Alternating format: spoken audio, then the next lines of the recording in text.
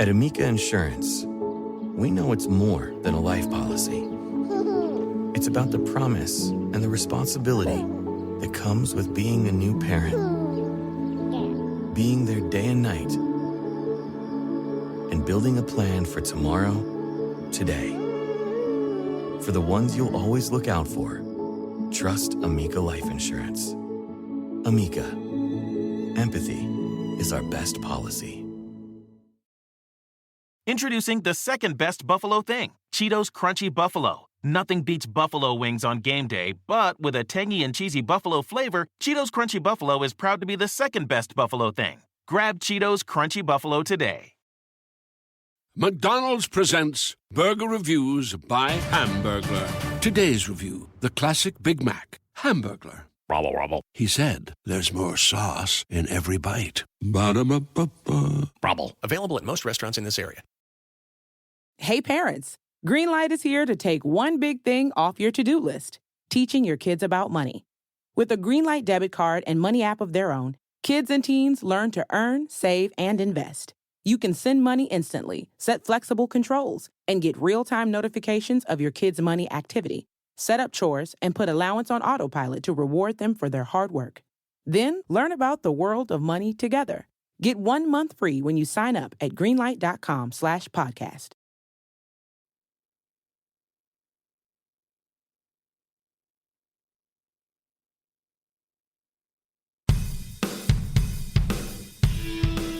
How's it going, and welcome back to On the Wire, a proud member of the Pitcher List Podcast Network. Follow the pod on the Twitter at OnTheWirePod. And of course, if you're listening on a platform that allows rating reviews, please take a second to let us know what you think. I am Adam Howe, and as always, I am joined by the 2020 TG FBI champion, Kevin Hastings. Hey, Kevin, happy Father's Day to you. And curious, besides, of course, working on your Sunday FAAB, do you have any fatherly plans set up for Sunday?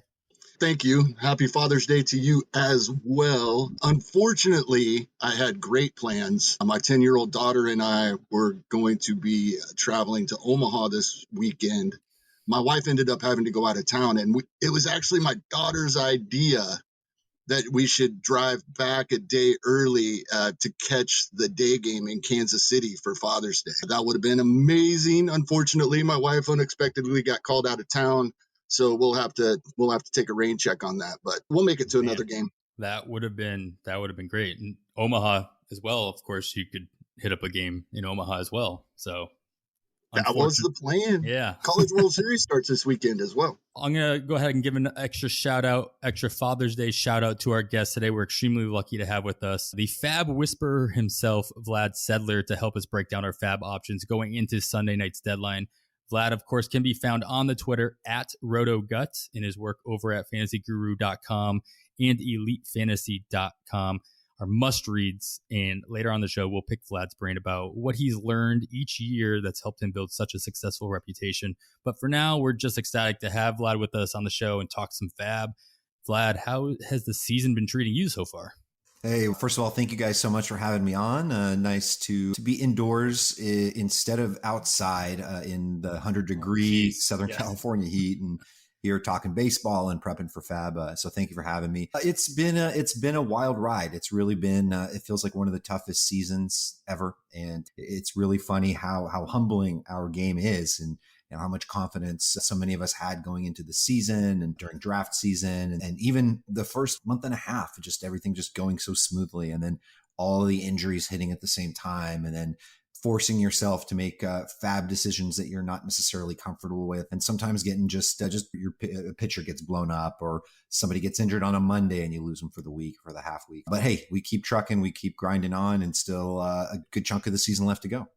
Nice. Yeah, we got up in Indianapolis, we're getting hit with some of that Southern California heat as well, though it's also mixed with giant hailstorms at the end of June. So that's a nice mix. We're in one of those parts of the country where you can say, if you don't like the weather, wait a couple hours and you get something new.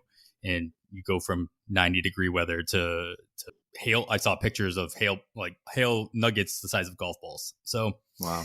You take what you can get. All right, cool. We're going to get right into it. We start off with some news and notes section. We try to stick with some news and notes from the past week that might affect your FAAB. And just as a fair warning to everybody, we are recording this a little earlier than we normally do, and we're recording this Saturday afternoon East Coast time, so we're in the middle of the day. So if anything happens on their Saturday night games, adjust your dials accordingly. So Vlad, I'm going to start with you. The Marlins got back shortstop Miguel Rojas and starter Cody Poteet from the injured list on Friday. Should either of them be a FAAB priority in leagues where they were dropped? Those two guys are definitely deeper league gentlemen, 15 teamers, really 12 teamers. I don't think either of them brings you much use unless you're truly desperate. But Miguel Rojas, for example, is somebody that is probably going to lead off occasionally because he does hit the lefties so well. And he is a plus contact hitter and has a little bit of speed as well, a very minor pop. But yeah, you catch him at the right time.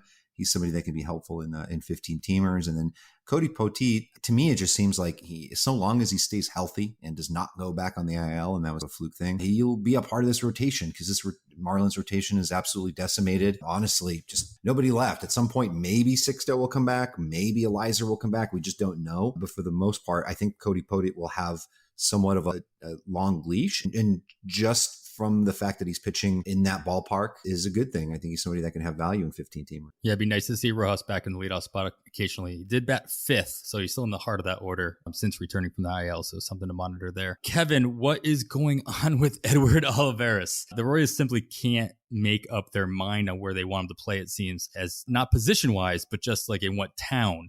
Since May 30th, he's been called up 3 times and optioned the same number of times, most recently being optioned back down to AAA on Thursday.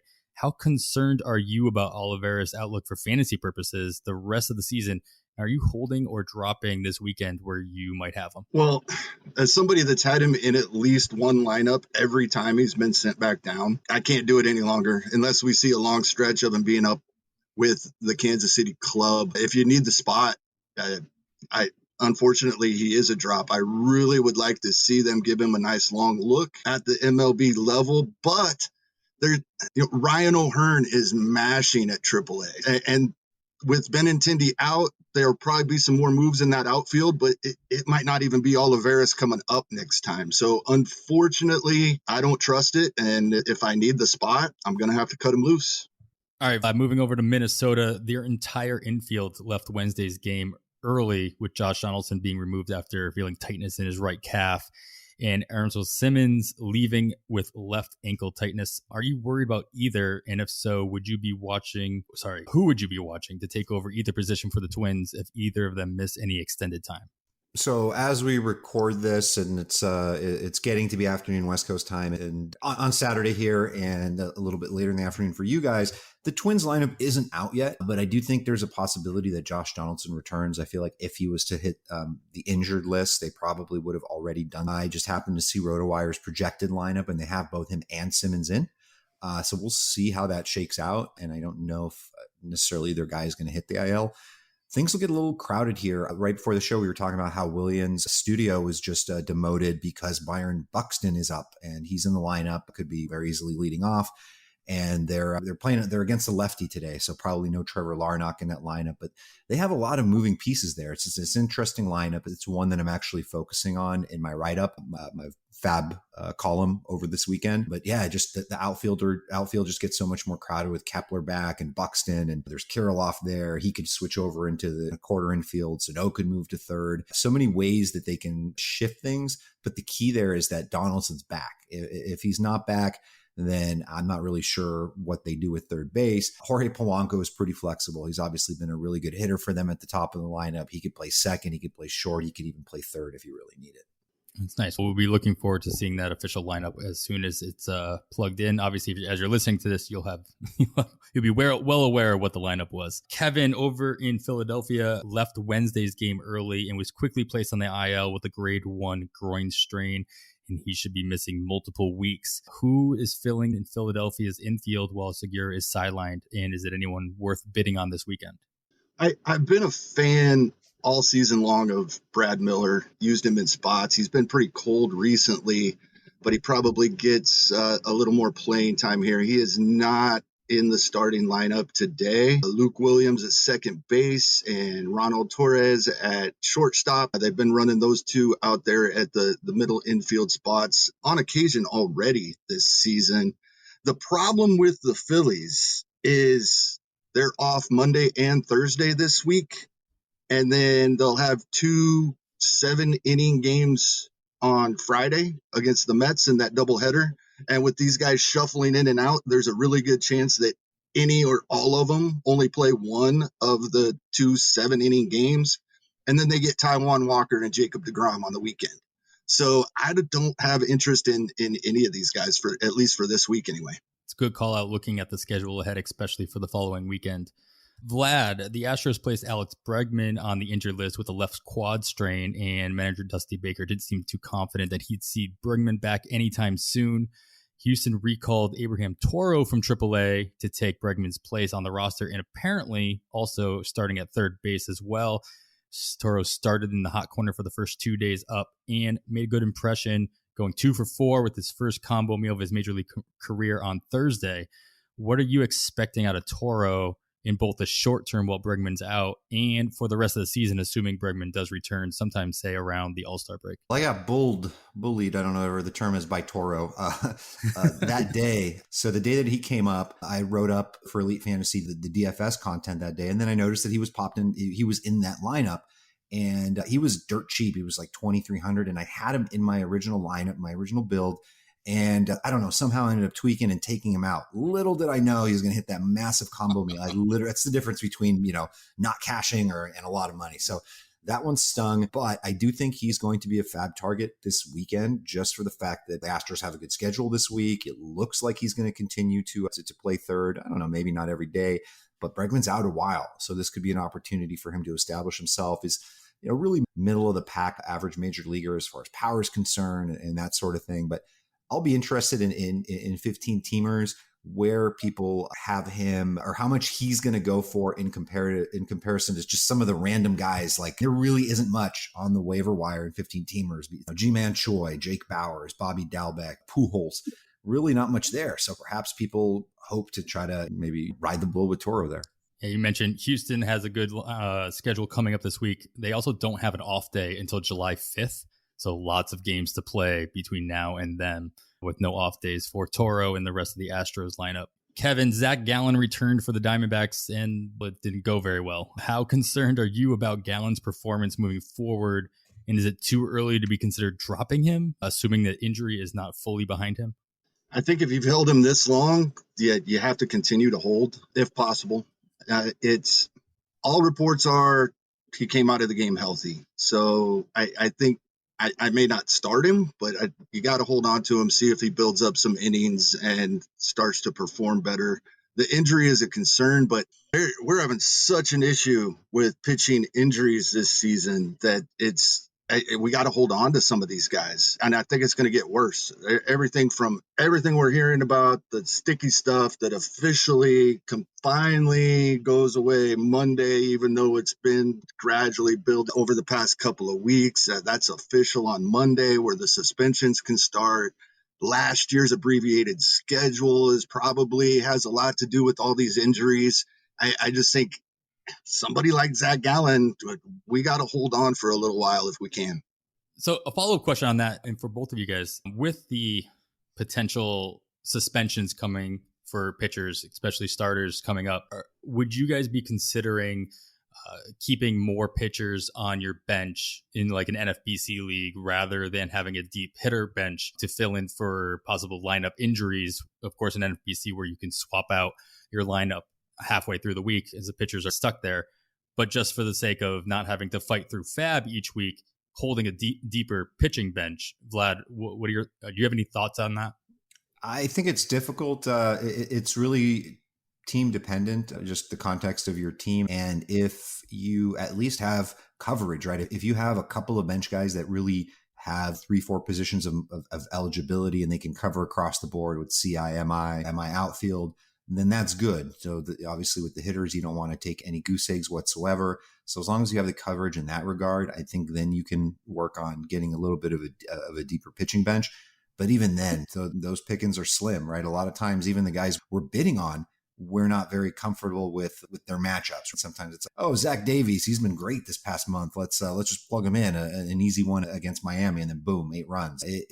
Even the safe stuff, the safe guys aren't necessarily all that safe. Yeah, I agree with that. In keeper leagues, I think the whole scenario changed for me for the rest of this season. We're 9 months away from most drafts, and I'm not trusting that any pitcher is a keeper for next season right now.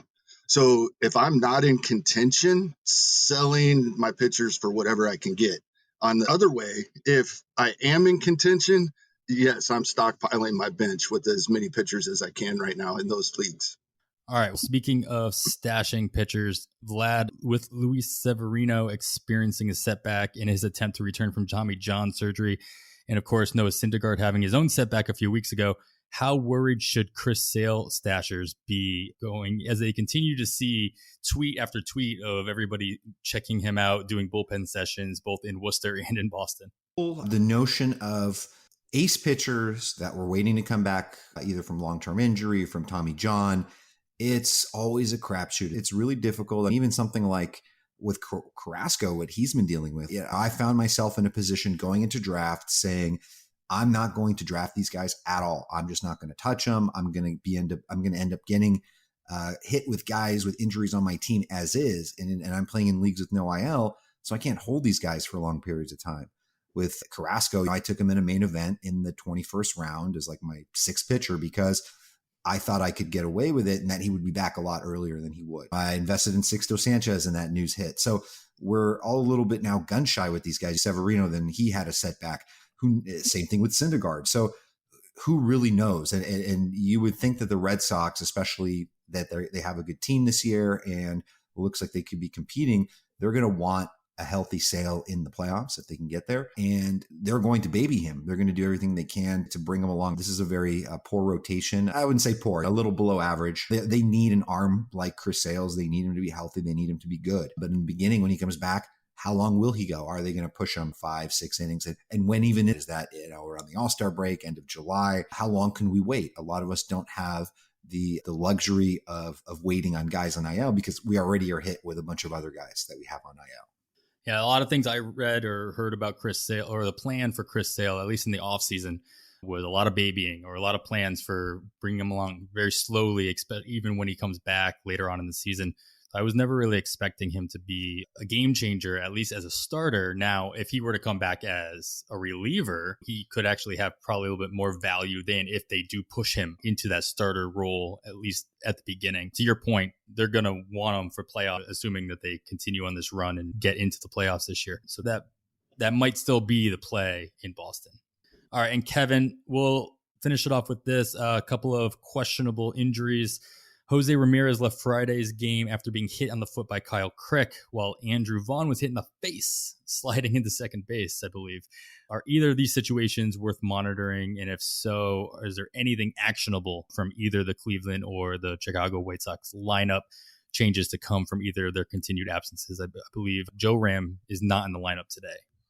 Yeah, and that lineup didn't come out extremely late, but other lineups for that start time were out quite a bit before. So I wonder if it was possible that he might have been in today's lineup. Looking at a whole lot there. I thought I was pretty excited for a brief moment with Ernie Clement, who came into the game. Now, Yu Chang had already pinch hit a couple innings earlier, so he wasn't available. And he is starting at third base today, Yu Chang. And Clement, when I saw 43 stolen bases and 1,000 at-bats in the minors, I thought, ooh, maybe there's something here. But he got caught 20 times in 2 seasons when he accumulated 35 of those steals. So they're not going to turn him loose, even if he does get the playing time.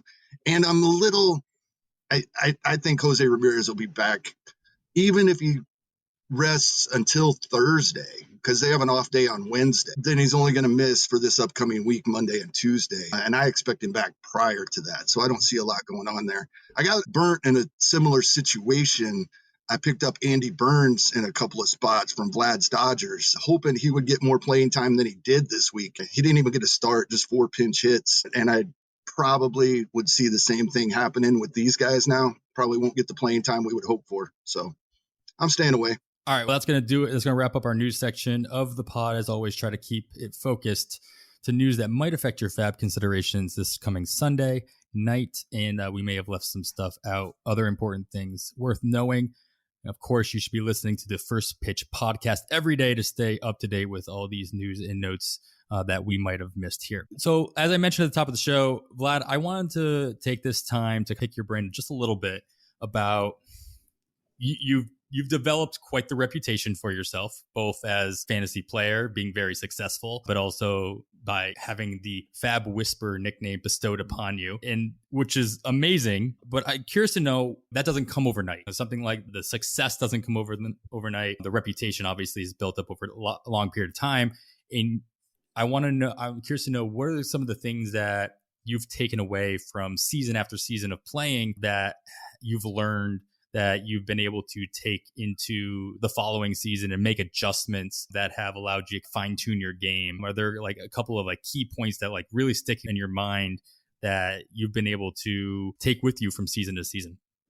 Yeah, I think the very biggest one is the philosophy on looking at FAAB as what you're expecting to happen as opposed to what just happened, because it's very much human nature. It's built into us to overreact to recency bias. How many times we've seen somebody hit, Patrick Wisdom hits 4 home runs over the weekend. All of a sudden he's going for 4 times the price we originally projected. And this happens every week. And if you played fantasy for a lot of years, you continue to see it. The problem is a lot of people can't get over that hump of not wanting to chase either the shiny new toy or the player that just went off, and being able to shift that into looking in the context of what is to come, and to looking at more important things like playing time, where they're hitting in the lineup, who they're facing, what their schedule is, which obviously you guys do a great job of that here on the podcast. And I know Kevin's a pretty good fabber himself. So all those things, looking forward as opposed to looking back, and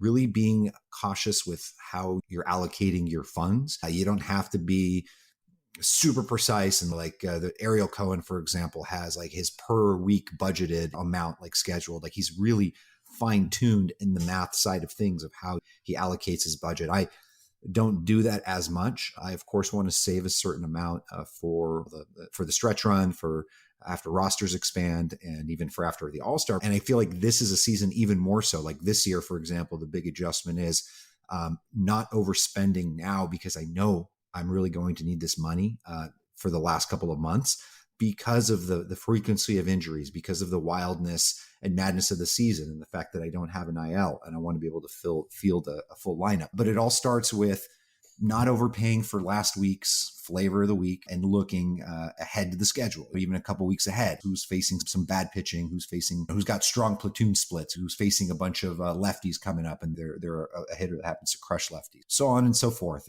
There's really so much to it, but I think that's where you start. Yeah, that's good. Vlad, when you have to make those adjustments in season, you're talking about your plans to make adjustments this coming season through injuries and what have you. On like in the past, and we'll cut out 2020 because the adjustments for 2020 were different than every other year. But in the past, what kind of adjustments have you found yourself having to make in season to your FAAB strategy, if any? And as a whole, when do you typically find yourself having to make those strategy adjustments? Is it like an early going, like something happens early on in the season, you have to completely flip, or is it more of a late season stretch run kind of adjustment? I think it starts in the draft. Like I think over the last few years, I want to make sure that I'm comfortable with the pitchers on my squad, and I'm more comfortable drafting good pitchers early because I feel like they're a more stable commodity, of course, until they get injured, and then that's that. But I want to not have to force myself to stream bad pitchers, and it's something that even all these years I can't get over it. I'd still get lured in and suckered into those guys that are like, oh, this guy just came up, he's gonna be great. Like Corbin Martin last month, for whatever reason, I just wrapped my head around the fact that this is it. He's just going to run with it the rest of the year. And he crushed me and then got sent to the minors. And had I not got hit by a couple of injuries at that point, I wouldn't have even been in a position to have to draft a rookie, to play him on a 2-step week where he didn't even get the 2 starts. And so had I had some bench depth there, I would have been able to do that. Instead, I had Carrasco and I had Sixto, these guys that I'm waiting on, and I didn't have a solid guy that I could plug in there. So some of the adjustments I feel like starts with draft and building a quality team that addresses your weaknesses. So you're overcompensating for those weaknesses. As for this season, my adjustments have been really lowering the amount I'm spending and putting in more dollar bids. Like over the years, I never put in a dollar bid because usually I'm most teams I have higher in the standings, which means if I put in $1, someone else puts in $1, they're going to get it because they're lower than me in the standings. So I'd always start with a $2 bid. But even now I'm shaving and chipping away.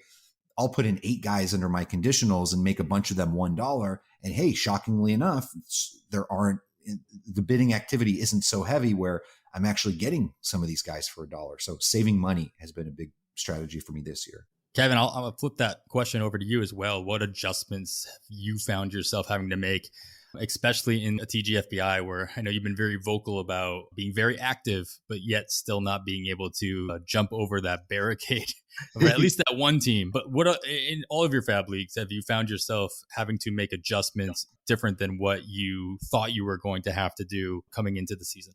Yeah, I think what I took away from 2020 was it was a lot easier to let guys go.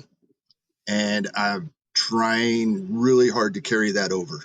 I still have some guys that I probably should have cut long ago, should have let some of these stashes go. I still have Bobby Witt Jr. in a couple of spots. Probably shouldn't be there, but I'm really trying to.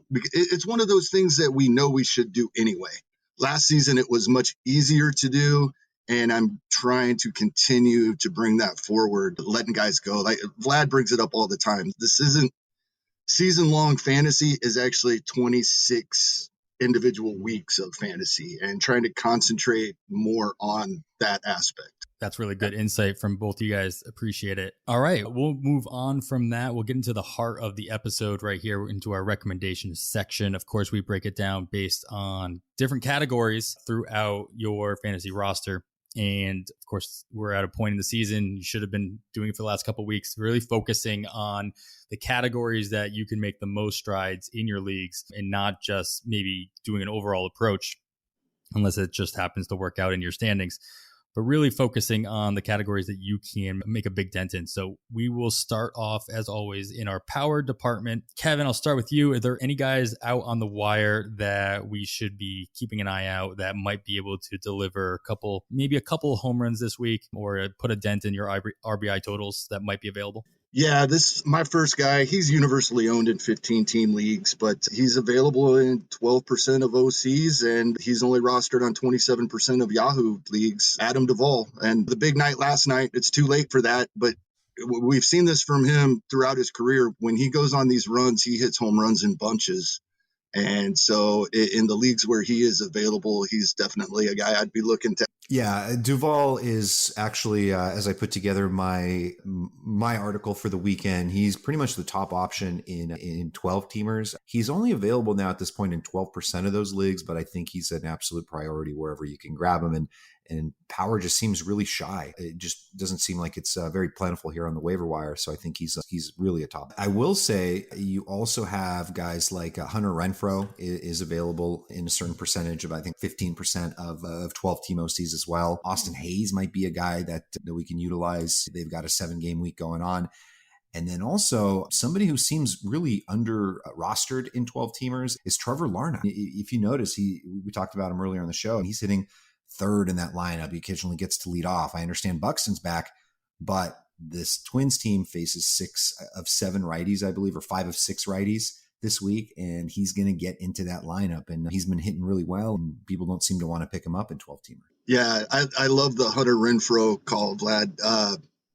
Bubba tweeted out a couple of weeks ago that each week writing his article that he wants to include the same guys. And I'm like, every week when I'm writing my article, I look at the rostership of Hunter Renfroe in 12-team leagues, and even 10-team leagues with 3 outfielders. He's in the top 30 amongst outfielders in 4 of our 5 categories, including batting average. Mm-hmm.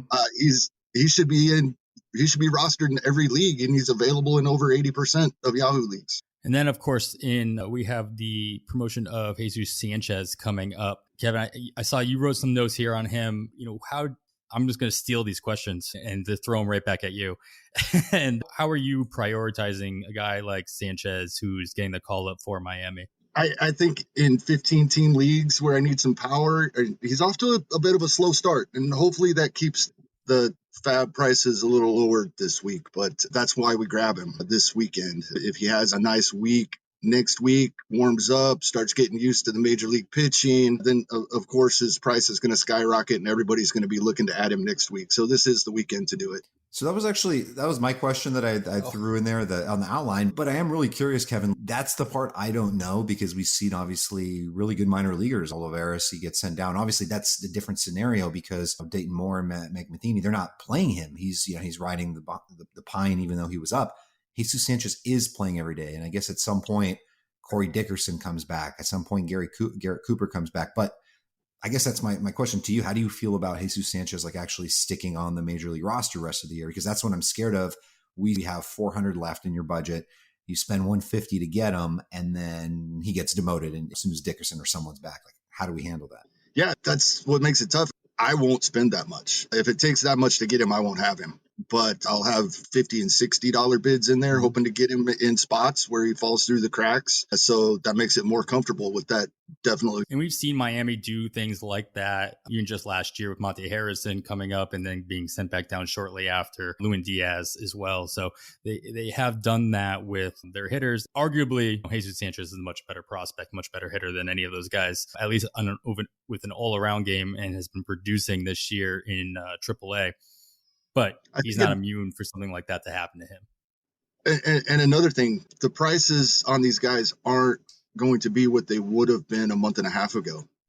Everybody has spent a lot more money this season, it seems like, than in a typical season. Mm-hmm. Some of it is we're still used to last season where it only had to last us 10 weeks. And then it just seems that first month of the season, spending was crazy in nearly all of my leagues. Nobody has a lot of money left. And so the prices are lower than what they would have been a month ago.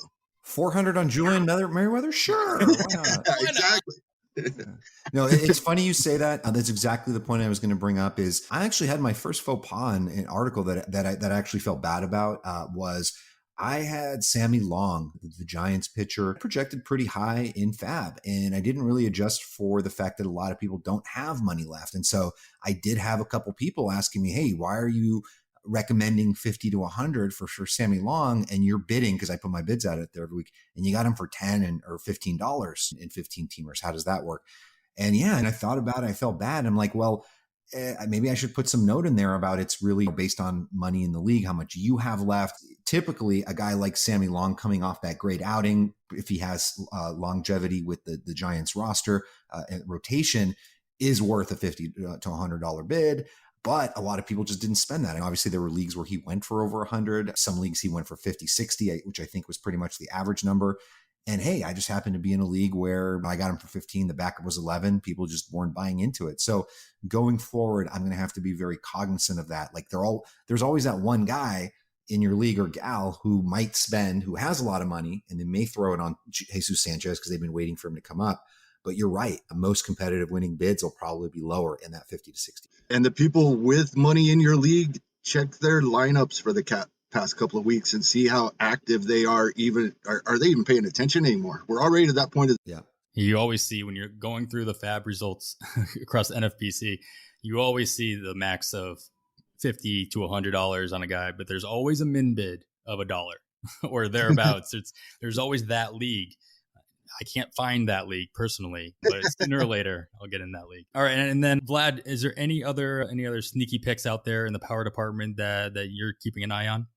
I don't know if it's sneaky, but I just wanted to point out that things shift for the San Francisco Giants because they've played basically every game over the last 2 weeks has been against a right-handed starting pitcher, which means obviously that's good for a guy like LaMonte Wade, who's really earned a role as the leadoff man. And it's also a reason why Austin Slater hasn't played. He's played one game in the last 2 weeks because that's the only time they faced a lefty. This week, they are slated as of now. Things could shift, but they only have 5 games this week. That's the kind of the part that makes it not very exciting. But 3 lefties apparently. So that'll be some starts for Austin Slater. I think 2 of those on the weekend. So again, just somebody just deeper in the conditionals, that if you need a live body who probably is chomping at the bit to get into some games and he hits lefties well, somebody in 15 teamers you can stash down there. Allison Slater, 78% rostered across TGFBI, but on the bench in the majority of those teams that are still rostering, only started in 56% of those leagues. So still check your waiver wire. We say this every single week. It doesn't take a lot of time. Just check. If you're not sure, if there's a chance that a guy is available, type in his name, Control F, whatever it is you need to do to find him. Take a look. All right, we're going to move on. I'm going to move on to I have a question for you guys regarding our speed section. And it's not about a guy that you can pick up because he's universally rostered in a good majority of leagues. My concern is about Nick Solak and whether or not he actually is a speed option in Texas anymore. He's 100%, like I said, 100% rostered in 15-teamers in the main event, TGFBI. He's slowly being let go in 12-teamers, 97% rostered still in the OC, 92% rostered across the second chance leagues, which are 12-teamers as well on NFBC, and just 58% roster across Yahoo. He still has the 93rd percentile in sprint speed with a 4.27 feet per second home to first speed, which is in line with guys like Tim Anderson, faster than Ronald Acuna, Randy Rosarina, and Taylor Trammell. All obviously speed guys. But he's only been sent 5 times with 3 successful steals this season. And that's a less than 5% rate based on the opportunities he's had, while the Rangers themselves tend to send runners at a much higher clip, about 6.7% of opportunities are taken as a team. So my question, and Kevin, I'll shoot to you first. Should fantasy managers that are relying on Solak moving forward for speed, should they be relying on him for speed? And if not, is he a clear drop, at least in 12-teamers right now? Unfortunately, it's getting that way. I only have him rostered on DCs, on my draft and holds, and I didn't realize how bad he's been recently. I just kept plugging him in there because he had such a great start to the season, and he was just one of those guys. When I was setting my lineups, I'd look at the schedule. As long as they were playing games, I was plugging him in there, and I finally got him out of my lineups earlier this week when I realized he's just not been good at all. And yeah, in 12-team leagues, I would think there are better options out there.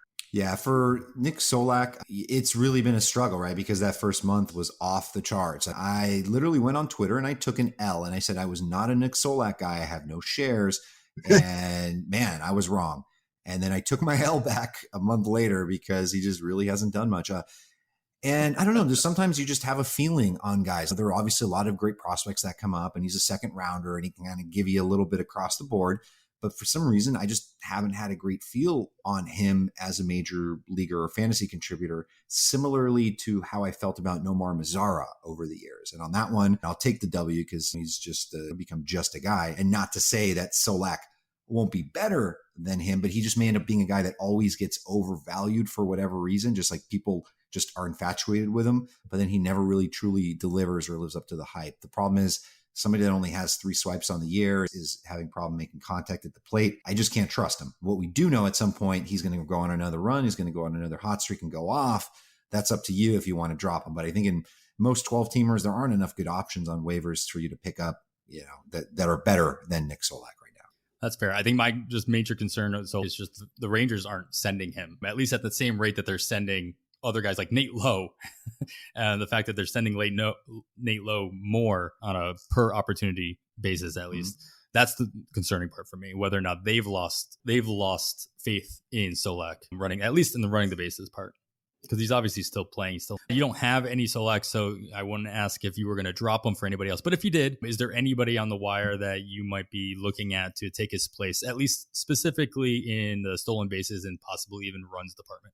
Oh man, I do think that, it's really tough because this would be players that are like 95 to 100% rostered in NFBC 12-teamers season. They would have to just be that diamond in the rough, just the random guy that was dropped, then perhaps one of those.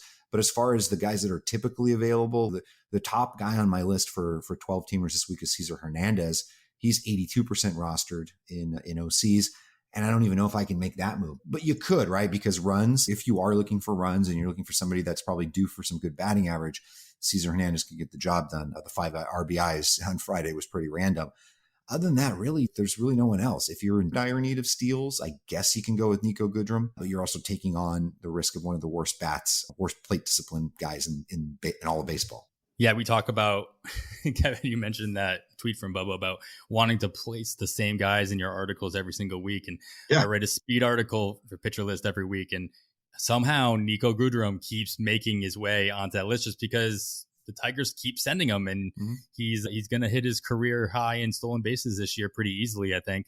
And so he just keeps finding his way into my recommendation list in this category as well. Kevin, is there any speedsters out there that you've been eyeing or possibly at least watching? Yeah, I still like Bradley Zimmer, and he's getting the start in center field every day for Cleveland, and they're still rolling him out there. He's even hitting for decent average. Not any power to show yet, but he has shown some pop in the past in the minor leagues. He's still available in a third of main event leagues, so he's available in 15 teams as well if you need a little boost. He's worth it. Yeah, the thing about Cleveland is they only have one off day next week, which is nice, but they do travel to Chicago, so they will lose a hitter in their lineup. I believe in Toronto is another American League team heading to a National League park next week as they travel to Miami. So something to keep an eye on there as well. And that segues us into our next category, our opportunities category. These are guys, obviously, that have a good opportunity ahead of them, whether they have a lot of games on their upcoming schedule, as Vlad pointed out with Austin Slater, facing like-minded or like-handed pitchers. And they just have good matchups in general. So something I wanted to note before we get into specific players is just keeping an eye on the schedule. As you're looking over the guys that you're going to be looking at to FAAB, there are 3 teams that have a very long stretch of games coming up with no scheduled days off for the foreseeable future. Baltimore, their next day off is July 1st. As I mentioned earlier, Houston's next day off is scheduled for July 5th. The Dodgers don't have a day off until the 30th of June, so the end of the month. And for next week specifically, there's a whole bunch of teams, or more than a handful of teams, that have 7 or more games slated for next week. So keep an eye on that for getting as many plate appearances as possible. Atlanta, Baltimore, Houston, Oakland, Texas, the Dodgers, and the Mets have at least 7 games, with the Mets do have an off day, but they do have doubleheaders both on Monday and Friday. So, of course, those are shortened games, but with 2 doubleheaders in the week, there's still more innings than they normally would see without any extras. And Atlanta has 8 games due to their doubleheader on Monday with the Mets. So something to keep an eye on there. And we had a question in the Pitcher List Discord regarding a couple of Houston bats that are readily available from what I can tell across main events. So 15 teamers. And I wanted to get your guys' take. I know we talked about Abraham Toro a little bit earlier, obviously 0% rostered across the main as he just was recalled from AAA. Chas McCormick, only 2% rostered. And then Robel Garcia, who had a couple of decent games back to back, but really hasn't been playing very much. I'll start with you, though. Are any of these guys rosterable? We'll keep Toro out of there because we've already mentioned that he's going to be a pretty popular ad. But between McCormick and Garcia, do you have any interest in any of them? And if so, what formats? Sure. McCormick easily in 15 teamers. I think somebody that needs to be in your outfield bids just because he's hitting well, and sure, he could cool off at some point, but he's getting the playing time and he's mixing in there. So yeah, got to stick with it. And he was also my 50th round gem in DCs back in the day. Nice. I'm telling you, it just shows just how random. It's not like I'm some magical guru and just, I don't know. I just was feeling it and it worked. And sometimes it hits and sometimes it doesn't. And you make sure that you point it out that you hit on your Chas McCormick. So that's what I'm doing now. So I like him. Robel Garcia, have no interest in. He really isn't getting the playing time. And man, you look at his strikeout numbers over the years, just in the minors, it's absolutely bananas. We're talking like a 35, 40% strikeout rate over the years. So he's 28 years old. He's no spring chicken. And there's a reason why he hasn't really had the opportunity to hit at the major league level. So yeah, no interest for me in Robel, but I do like Chas. And McCormick finding his way into the number 2 slot of the Houston lineup the last couple of days as well. So something worth of note. Kevin, do you have any opinions that may differ from what Vlad just said on these guys? I agree 100%. And anybody that's playing even close to every day, as well as that lineup is clicking, the runs and RBIs are going to be there. So anybody that's in that lineup, I'm interested in. All right, cool. Is there anybody else, Kevin, that you're noticing that might have good matchups coming up, might have a good opportunity ahead of them that didn't necessarily fit specifically in the speed or power? A really deep one, and it's risky. It might not work, but Kelvin Giddier is playing every day third base for the Kansas City Royals for some reason. And I liked him a lot when he was in Baltimore in their organization and never really got a full-time chance. Now he's getting one. It's not going really well. But if he had the at-bats to qualify, he's top 35 in MLB in hard hit and in average exit velocity. He's hitting the ball hard. He just has a 64% ground ball rate. So if anything comes of that and he can start not hitting the ball on the ground so much, he is hitting the ball hard. And we've seen that with guys in that organization like Hunter Dozier when he broke out in 2019 and had the nice season he was a gem for people that grabbed him off the waiver wire. So it's hopefully he can start lifting the ball a little bit because he is hitting the ball really hard and he is playing every day. Right. And it looks like, not sure when they might have a makeup game, but it does look like that Atlanta St. Louis game was postponed for today. Not sure if that'll be postponed to Sunday, but that means another doubleheader for Atlanta coming up as well. Vlad, any other guys that kind of fit this category, guys that kind of either can tap into your average or they just have a good schedule coming up that you have an eye out for? No, the Mets have, I believe, a couple doubleheaders this week and pretty much a full schedule. And so we'll get a little bit more run out of Billy McKinney and Kevin Pillar in deep leagues before all the resources come back. Jeff McNeil's back on Monday, Conforto back at some point next week, probably Brandon Nimmo back the following week. So yeah, the gang is getting back together, and some of those guys that we've been using in 15 teamers won't be as valuable in a couple weeks. Yeah, something we talked about last week, and they're, as Kevin mentioned, there's not a whole lot of them being actually rostered. So, but the guys you mentioned, obviously, they'll take a hit once as you said, the gang gets back together in New York. All right, we'll do it for our hitters at the moment. We'll be able to circle back into them in our wildcard section at the end in case you guys want to throw anybody at the last second. But we'll move on to our pitchers recommendations, starting with typically starters, but guys you think that can chip in a couple wins, maybe a win, or case typically this is your two starters that you feel comfortable with, and or maybe somebody that can vulture a win as a follower. They just have a really strong single matchup that are readily available on your wire. So we'll start with you. Any starters out there that are worth bringing onto your roster that might be available in whether it's 12 or 15 is not sure. Doesn't matter. It's really slim pickings. So I will tell you that the two guys that I picked up a week prior, just for the hope that they would get two starts this week. One of them is Ross Stripling. He actually really impressed against the Yankees. Sadly called out his teammate, Joe Panic, on the field. Apologized for that, but Stripling's really been turning it on. I'm looking like the stud that he was back with the Dodgers. He gets at Miami and home against Baltimore. So I think that's interesting. And then I think Alex Cobb looks back. He's going to face his former team, Tampa Bay. He's had some really big differential between his ratios or his ERA and his expected numbers. So I think somebody we can look at. And then deeper leagues, I think we touched on Poteet earlier.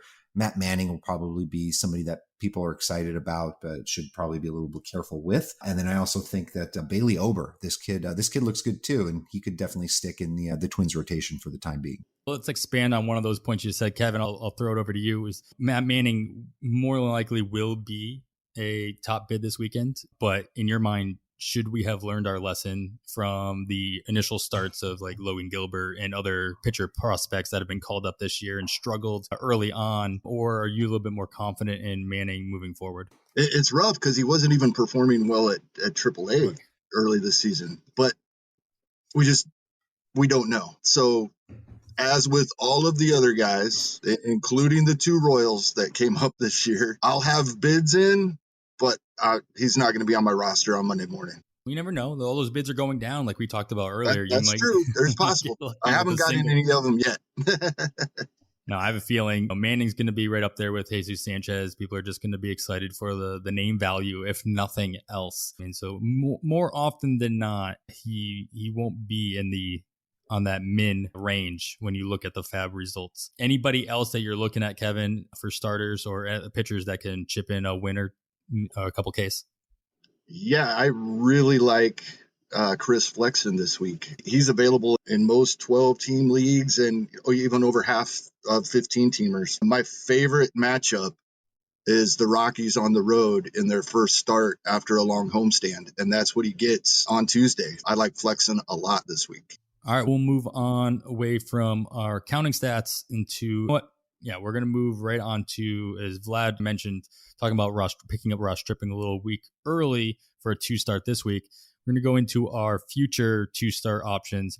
So these are guys, a list of pitchers I put together that are currently slated to possibly have 2 starts the week of June 28th. So not this week, but the next week after, and are readily available in a good chunk of leagues. And so, Vlad, I'll start with you. What we typically do is look through the list.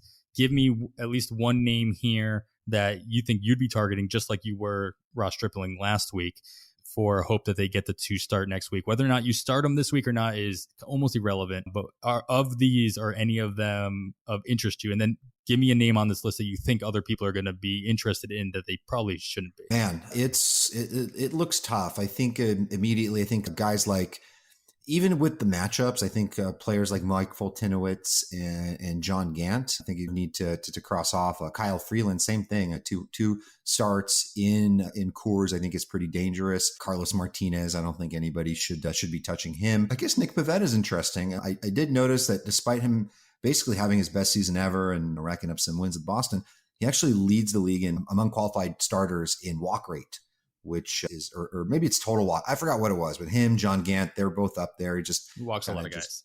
Walks a lot of guys. So that's dangerous, especially when you get patient teams.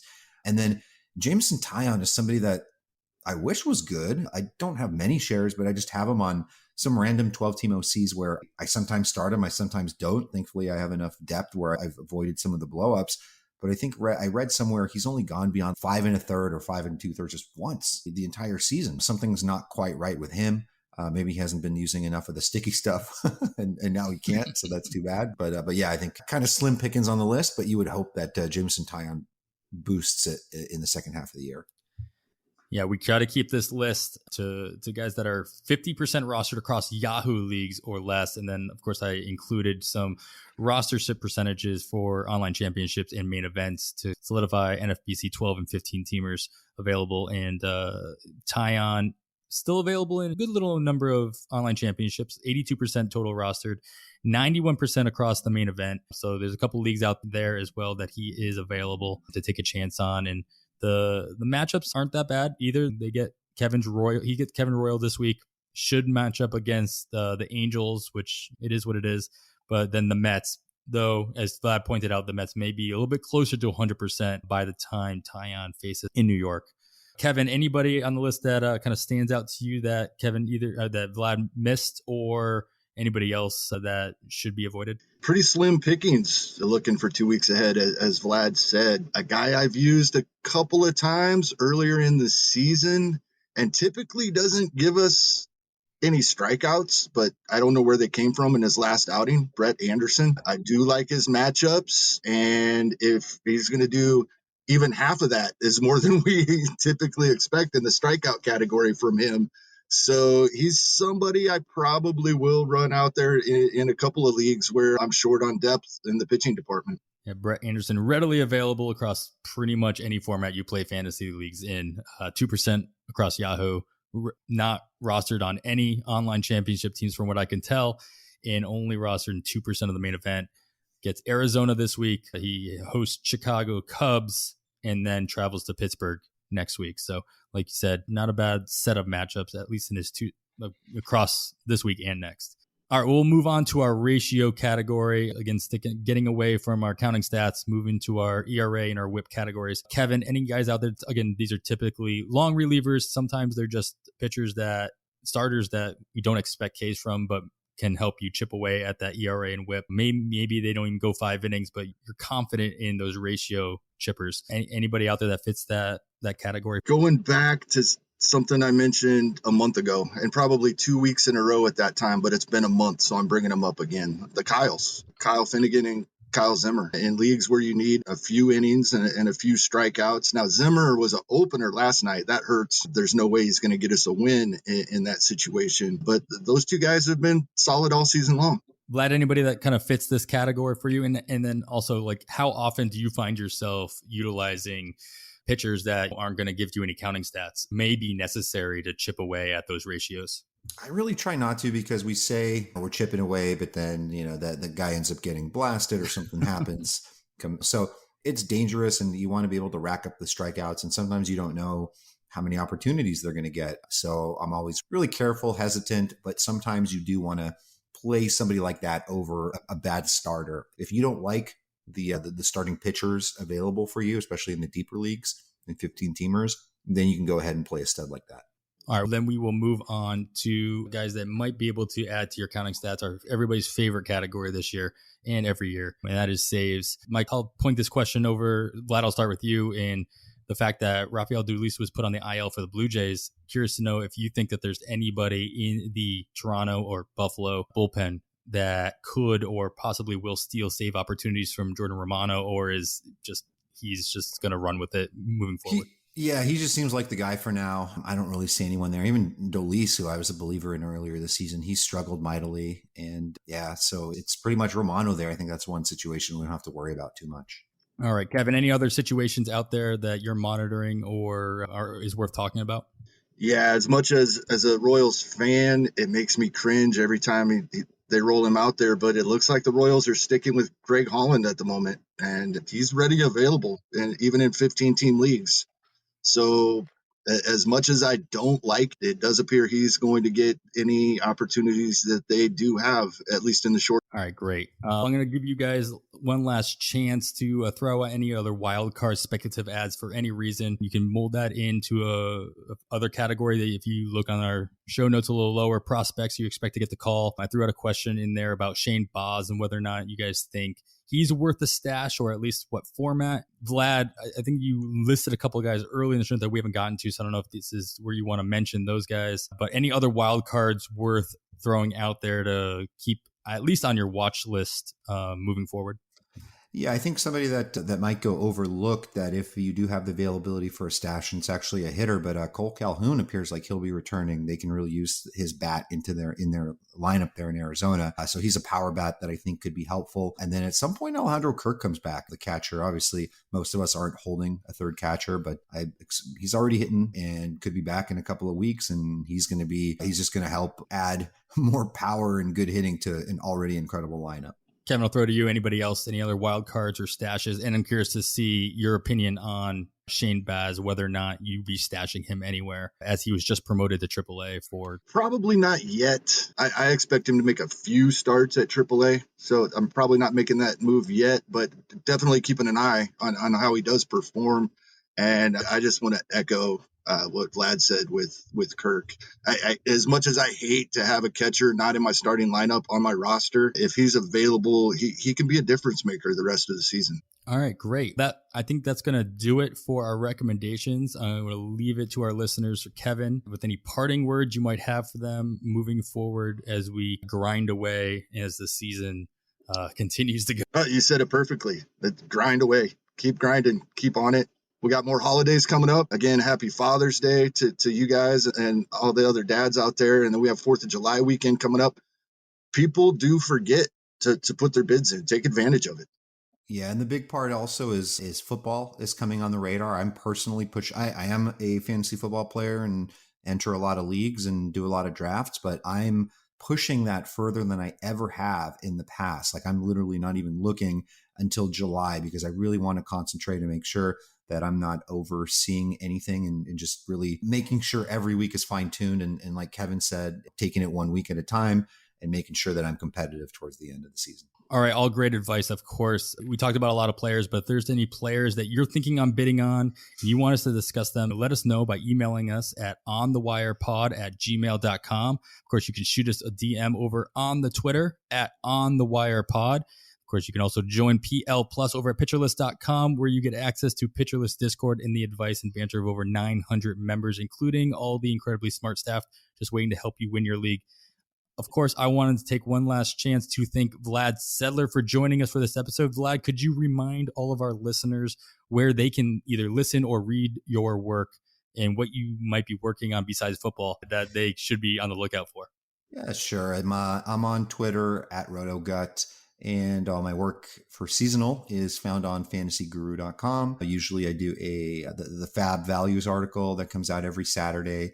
and more of a freestyle piece from the gut. And I just come up with different interesting topics. Last week, I was stuck on a topic and ended up really diving into the history of leadoff hitters and how this year that's really shifted more than ever, and how valuable that is, having somebody that gets that extra at bat and opportunity and protection in the lineup. And always fun to come up with new topics and ideas. That's it. So I really appreciate you guys having me on. This is a very sharp crew that I'm sitting here working with, and honestly, like one of the best outlines I worked with in a long time. Thanks for that, Vlad. We are extremely proud to have you have made the time to come on our podcast, our 20th episode overall. After that, that's going to do it for this week's episode of On the Wire. Please make sure to subscribe to the podcast wherever you listen. And of course, leaving a rating and review is always appreciated.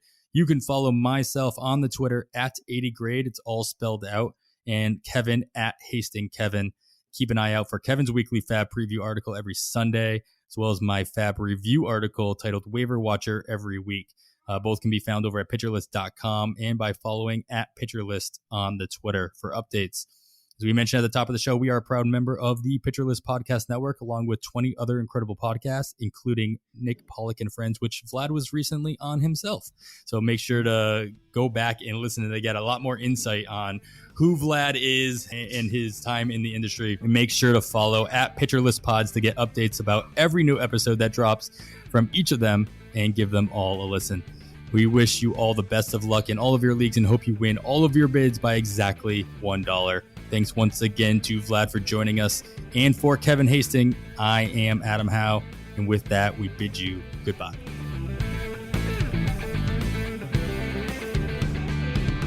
Introducing the second best buffalo thing, Cheetos Crunchy Buffalo. Nothing beats buffalo wings on game day, but with a tangy and cheesy buffalo flavor, Cheetos Crunchy Buffalo is proud to be the second best buffalo thing. Grab Cheetos Crunchy Buffalo today. Hey parents, Greenlight is here to take one big thing off your to-do list, teaching your kids about money. With a Greenlight debit card and money app of their own, kids and teens learn to earn, save, and invest. You can send money instantly, set flexible controls, and get real-time notifications of your kids' money activity. Set up chores and put allowance on autopilot to reward them for their hard work. Then learn about the world of money together. Get 1 month free when you sign up at greenlight.com/podcast.